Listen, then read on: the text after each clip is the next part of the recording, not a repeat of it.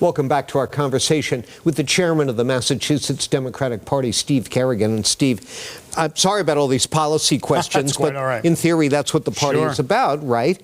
The Healey administration has been pretty clear. They oppose the ballot question headed for your ballot this fall that would scrap the MCAS as a high school graduation requirement. Yeah. But the party platform endorses it, basically. I mean, it doesn't endorse the specific question, right, but the question it voices opposition to high-stakes testing. Which is it?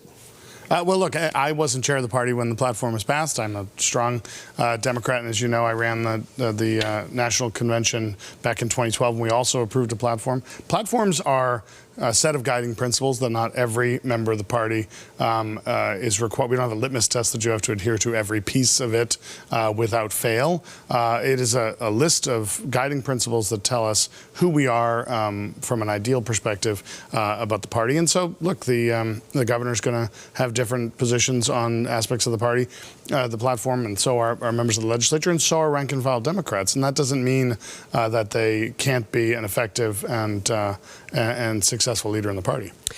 Last time I checked this, it was some years ago, a majority of the delegates to the state Democratic Convention were members of the Mass Teachers Association. Is that still true? Not a majority. There's a lot, but not a majority. Same thing with the National Convention. There's a lot of educators. I mean, educators understand the impact of public policy on the work that they do and on the lives of the students that they teach, so they're very much invested in it. Well, that union on a number of fronts has staked out some pretty hard left positions. What is the relationship these days between the party and the MTA? Perfectly fine. Look, my mother was an MTA member for 41 years. My sister's an MTA teacher in Lunenburg. They do fantastic work on behalf of their members, and they, along with their brothers and sisters and siblings in organized labor, fight very, very hard for protections for those members, and I think they're fantastic. Is the party more liberal than the voters? I think in large measure, parties on either side are more something than average voters. Most voters ideological, yeah. I mean, we stake out positions and places on the electoral spectrum that shows what we represent and who we are. The average voter doesn't look at things monolithically and want just all of what the Democrats have or just all of what the Republicans have. They want solutions and problems solved. They want results, which is what, frankly, Joe Biden's been giving them and what Maura Healey's been giving them.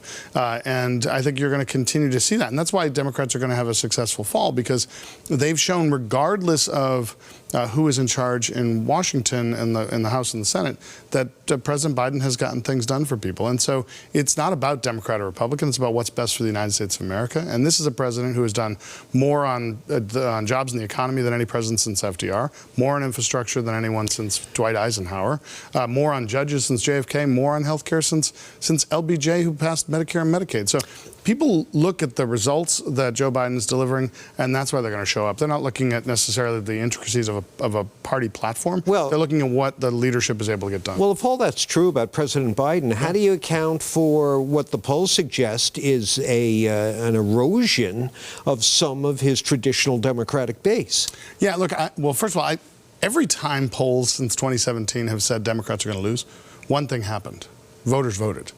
Like, that's the one thing that happened. Every time people said we were going to lose miserably in the midterms in 2018, instead we won significantly. They said he was not going to win in 2020. He's president of the United States, despite a huge chunk of the country believing that he's not, and a bunch of Republican members of the House. They said we weren't going to be able to, we're going to have a red wave. Remember the red wave of 2022? That only existed if you were a voter 45 and over. People showed up, and we kept the Senate and grew. We kept big victories in state houses in 2023. Andy Beshear was reelected in Kentucky as governor. I mean, we've enshrined abortion rights in Ohio and Kansas on ballot questions, because when the polls say Democrats and our ideals are going to lose, one thing happens: voters vote, and we win. Thanks so much for being here.